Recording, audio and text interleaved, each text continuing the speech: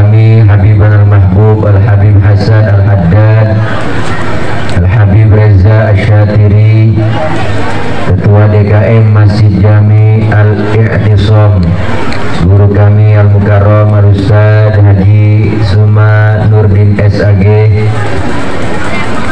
Ketua Panitia Bapak Haji Ali Hamdan Safari, hadir tengah-tengah kita Ketua MUI Desa Dayo yaitu Al-Mukarram Al-Ustaz Ki Haji Badrussalam yang baru saja menyampaikan banyak ilmu. Saya yakin apa yang beliau sampaikan banyak manfaat buat kita semua.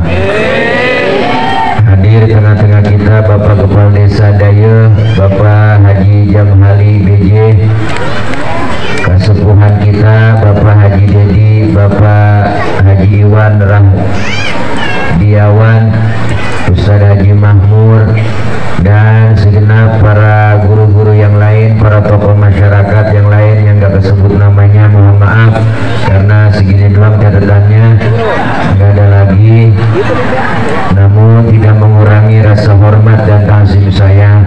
Segenap para jamaah dan terkhusus panitia penyelenggara peringatan Tabligh Akbar memperingati Isra Mi'raj Nabi Muhammad SAW 1444H Sallallahu Alaihi Wasallam, dan kelak kita semua dapat syafaatul uzmah di yaumil qiyamah.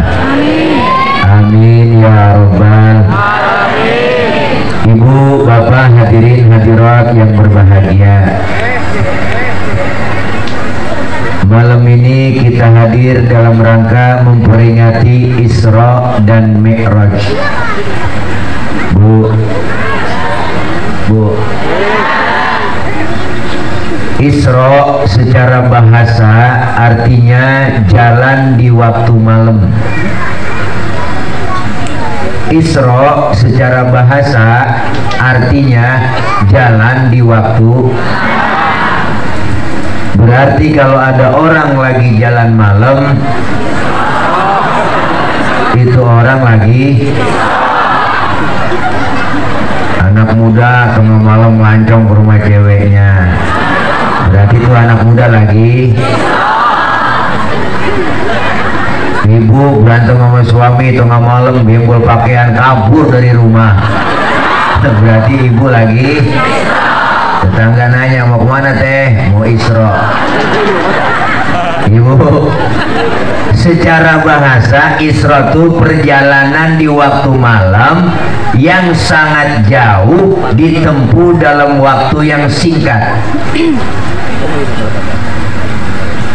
Dari Masjidil Haram ke Masjidil Aqsa, ini kalau jalan normal bang, naik onta 3 bulan baru nyampe. Itu pun ontanya udah onta VVIP.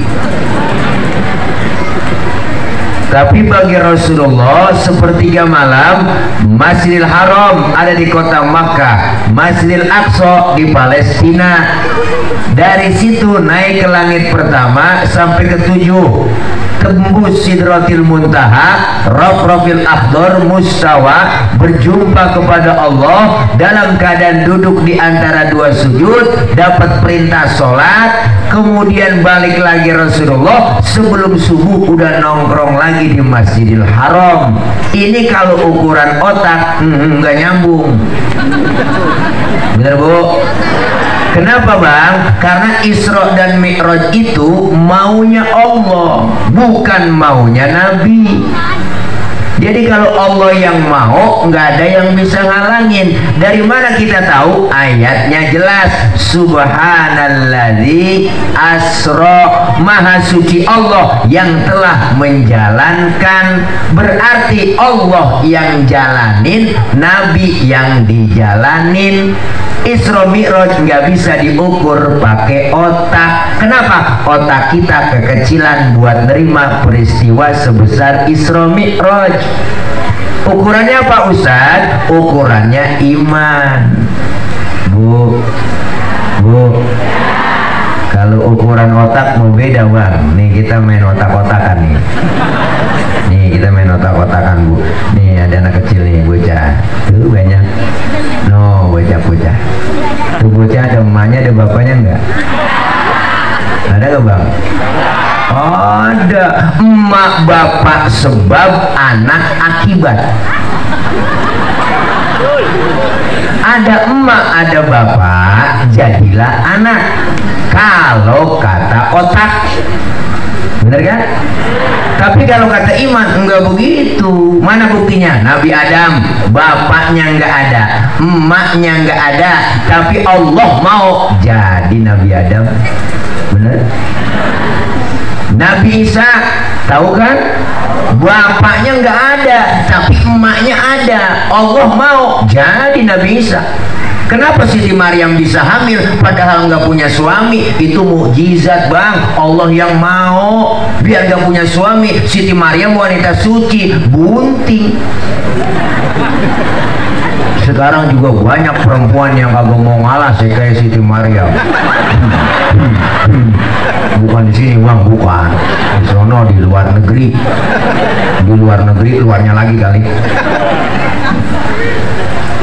Karena Isra Mi'raj ini Allah yang mau. Kalau Allah yang mau nggak ada yang bisa ngalangin Bu. Allah yang mau nih nggak ada yang bisa ngalangin Bang. Allah yang mau nggak ada yang bisa ngalangin. Kalau Allah yang mau nggak ada yang bisa ngalangin. Kalau Allah yang mau nggak ada yang bisa ngalangin. Biar kata dijugal kunjungannya kemana aja tetap orang banyak.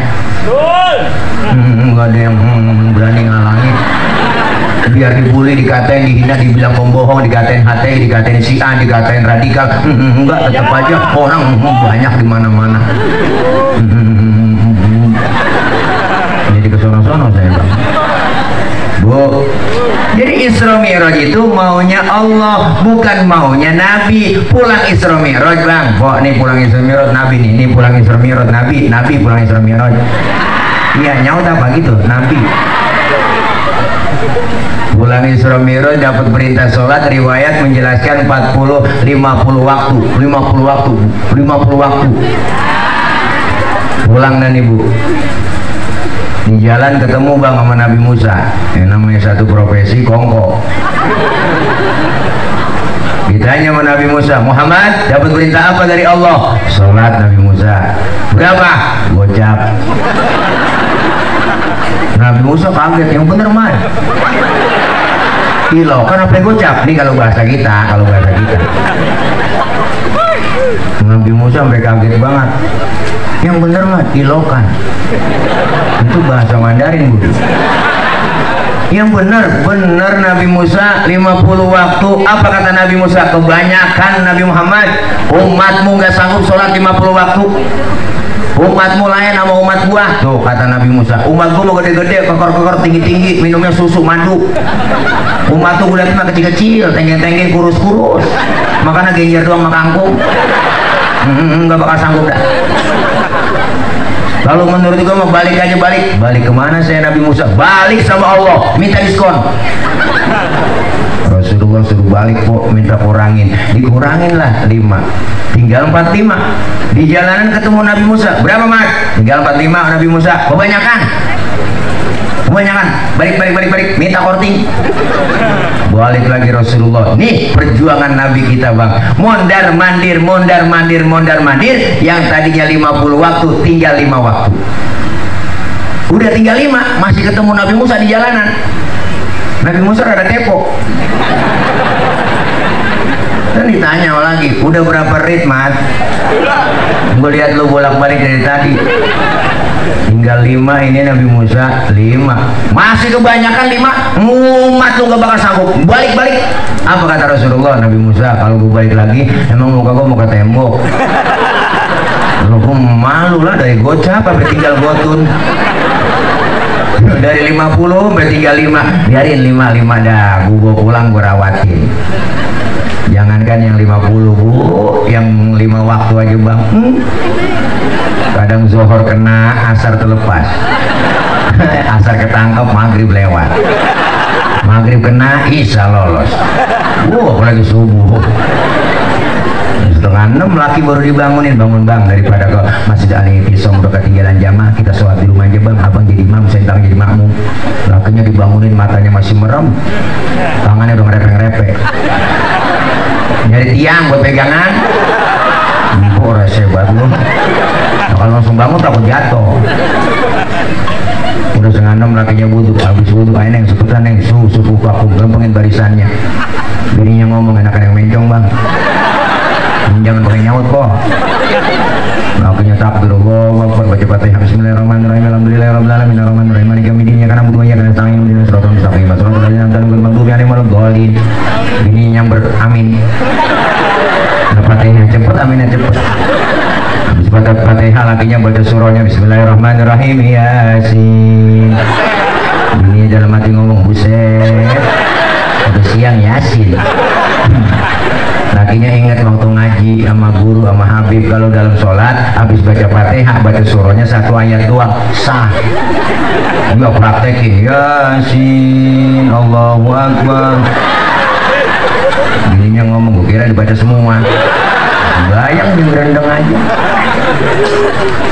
Emang ujian berat bang, subuh yang mau rada berat emang kok subuh rada berat, emang subuh rada berat. Subuh. Apalagi ujian berat buat laki-laki, abang-abang, wah udah subuh 3:30 hujan gede, angin kencang, listrik mati, bini kutangnya doble. Wah ujian itu bang. Tapi kalau iman mantap, akidah kuat, lempar selimut, berangkat ke Masjid Al-I'tisam, alhamdulillah, sholat. Makanya pulang Isra Mi'raj Nabi bengong di Masjidil Haram. Rombongan Abu Jahal sama Abu Lahab, abu-abu yang lain tuh pada datang. Nabi ditanya, Muhammad dari mana? Saya habis Isra Mi'raj, Masjidil Haram, Masjidil Aqsa, naik ke langit pertama, ke-7, ketemu Allah, dapat perintah sholat.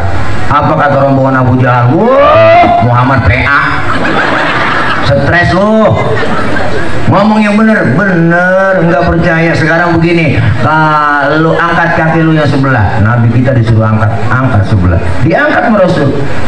Bisa berdiri? Loh bisa. Sebelah lagi angkat, udah saya jatuh. Apa kata rombongan Abu Jahal? Segitu aja jatuh, bagaimana sampai ke langit ke-7? Bullshit, bohong, jangan didengerin. Pergi rombongan Abu Jahal, Abu Lahab, ngadu kemana? Ngadu ke Abu Bakar, Sayyidina Abu Bakar. Abu Bakar, apa? Temen lu Nabi Muhammad udah PA. Ada apa ya?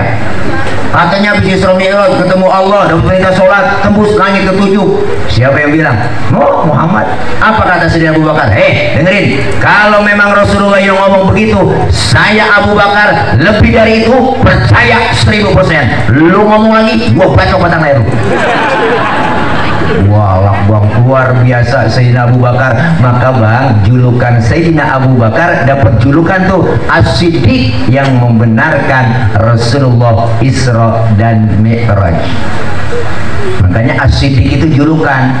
Ini kadang-kadang bila terawih salah bacanya, Al-Khalifatu Sayyidina Abu Bakar bin Siddiq, PA itu salah.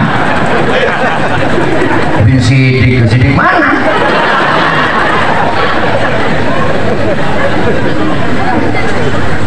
Perintah sholat yang langsung diturunkan kepada Rasulullah langsung dari Allah. Apa itu sholat? Sholat itu bang, ayo kita ngaji dah, ngaji dikit bu. As-sholatu lugatan ad-du'a. Sholat menurut bahasa artinya doa. Berarti orang yang rajin sholat rajin doa. Orang yang rajin doa rajin minta. Orang yang sering minta dikasih. Mintanya bagaimana Pak Ustadz? Ada caranya, fikih ngajarin. Wa syar'an hiya aqwalun wa af'alun wa muftatahatun bitakbir wa muftatamatun bitaslim. Salat menurut syara, ucapan dan gerakan dimulai dengan takbir, diakhiri dengan salam. Berarti salat itu doa, doa minta, mintanya kudu pakai ucapan dan gerakan, mintanya kudu ngomong. Kalau minta kagak ngomong ribet. Coba deh bang, minta kagak ngomong ribet kok. Anak kita minta nggak ngomong lagi, di depan bapaknya begini aja tangannya. Bapaknya bingung gitu, motor apa beda. Minta nggak ngomong. Empok nih, ibu minta beliin cincin nggak ngomong sama suami. Tahu-tahu nyolek, bang. Bang. Lakinya ngeliat bininya begitu merembeli. Letuk ntar malam apa nih? Tuh minta kagak ngomong. Makanya sholat diajarin, ada tata caranya, rukun syaratnya diatur dalam fikih. Ini kadang-kadang orang ibadah nggak tahu ilmunya, cuma ikut-ikutan doang, nggak tahu dasarnya, ikut-ikutan, dan ujung-ujungnya nyalain orang. Dia yang paling benar, yang lain salah. Lihat masuk masjid, masuk musola, udah banyak ibu sholat nggak pakai ilmu, ada yang takbir ngeluarin tenaga dalam, buang.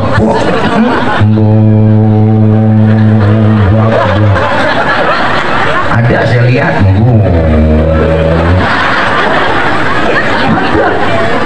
ada yang takbir keder, ada takbir keder, diulang kemana? Lalu sedekah ditaruh di atas dada begini, tinggi kayak orang ampok. Sholat kakinya bekangkang lebar, tapi bisa lolos dari belakang. Kata dia biar rapat kelingking kita diinjak-injak medit, supaya setan gak masuk bang. Wah pinteran setan meluk, dari kelingking gak masuk, dari selangkangan lolos. Ada aturan semua pak, di fikih diajarin nih bu, kita kalau ngaji fikih yang bener sedekah aja ada aturannya. Apa kata fikih? Wa wad'ul yamin ada shimal, meletakkan telapak tangan kanan di punggung tangan kiri. Sedekah tuh naroknya jangan di atas dada, jangan di bawah pusar, naroknya di bawah dada, di atas pusar, pas tengah-tengah. Laki-laki sholat berdiri lebar kakinya sejengkal, nggak boleh lebih-lebih. Perempuan nih ibu sholat kakinya kudu rapat. Kenapa laki-laki sholat kakinya nggak boleh rapat? Lah kegencet, kesian lato-latonya. Lah nggak enak ya bang ya, gil sesuatu yang ganjel lah.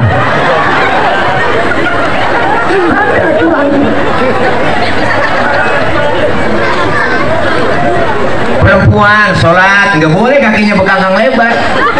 Nah kalau ada angin dari bawah sering adem. Ada aturannya semua. Makanya kita pentingnya ilmu begitu, ngaji. Ilmu bikin hidup mudah. Ini kadang-kadang aneh. Saya pernah kok pengalaman nih bang, nih pengalaman. Saya lagi sembahyang, kelar sembahyang ditegur, bang tadi abang sholat saya liatin baca usoli, saya dengerin. Emang apa pak? Baca usoli hukumnya haram. Waduh, dalam hati saya ini orang ngajakin berantem. Nah baca usoli dibilang haram, di mana haramnya? Kita mau sholat nih bang, ngadep kiblat bu, sebelum takbir kan ngucapin usoli, bener kan? Usoli fardul maghribi salasa rakaatin mustaqbilal kiblati adaan lillahi ta'ala. Mulut selesai ngomong, tangan kita angkat sambil ucap Allah.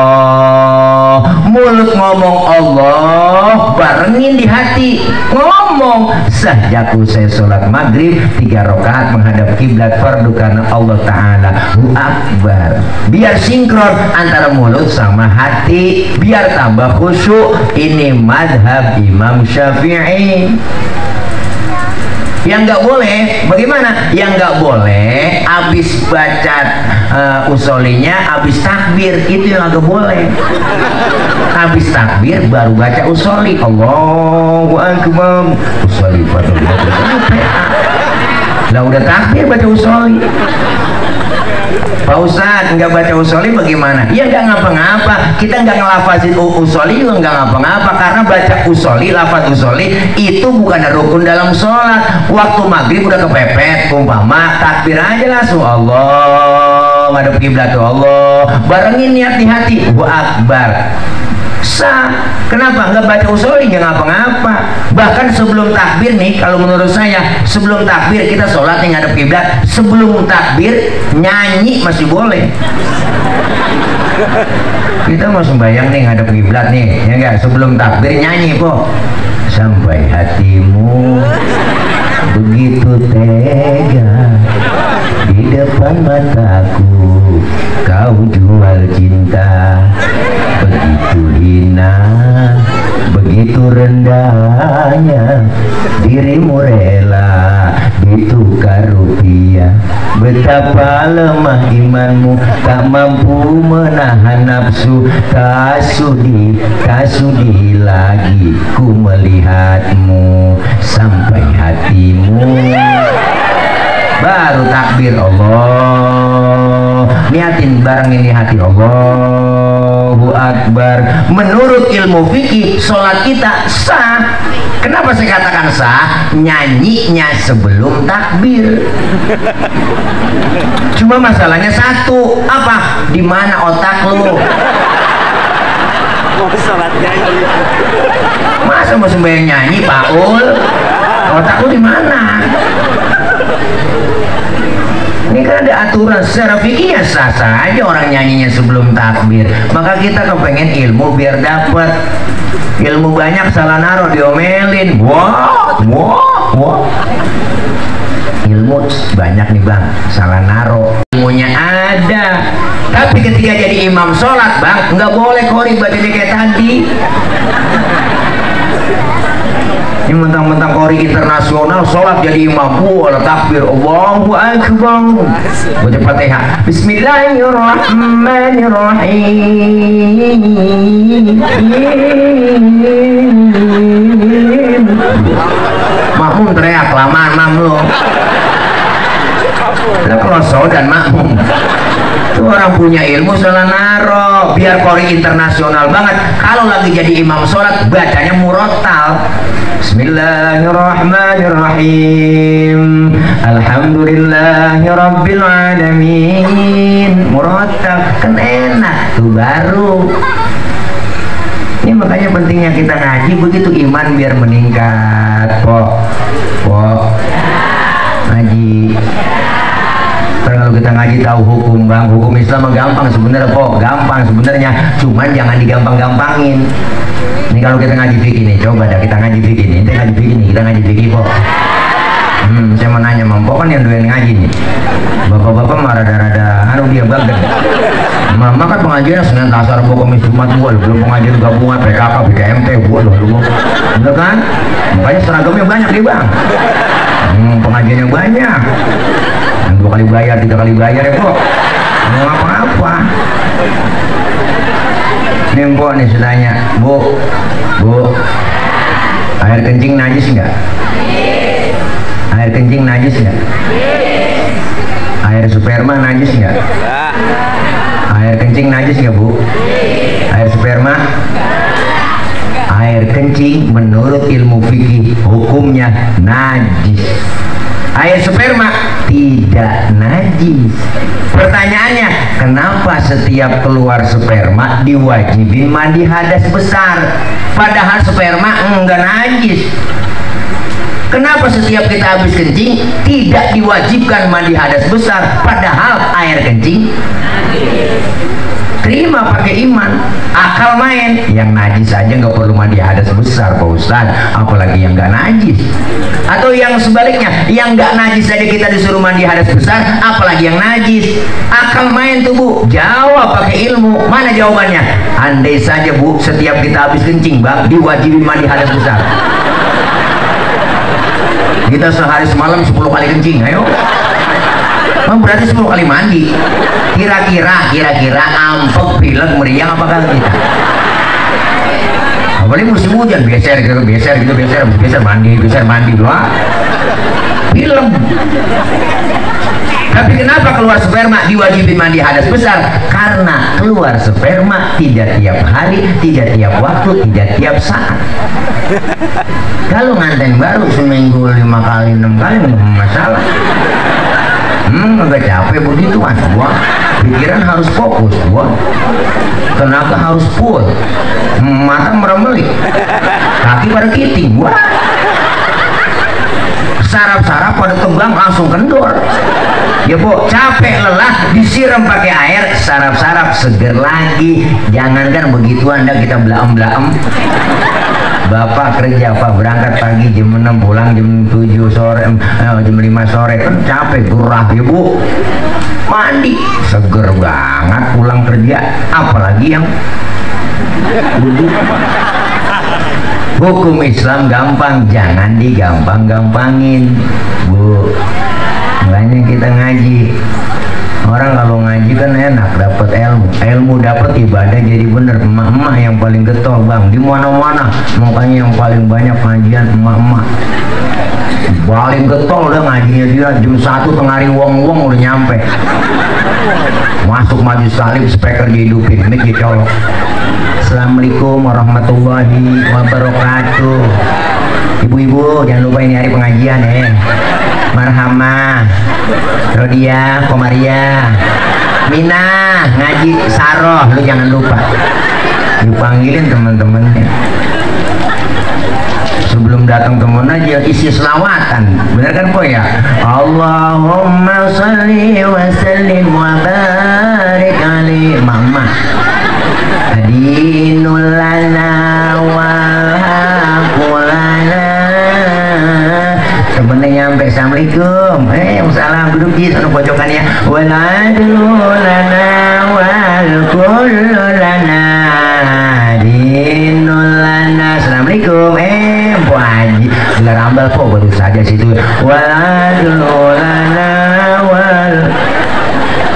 Wah, berhenti selawatannya, orang temennya beri salam. Itu kalau di Mesir selawatan itu nggak begitu Bang.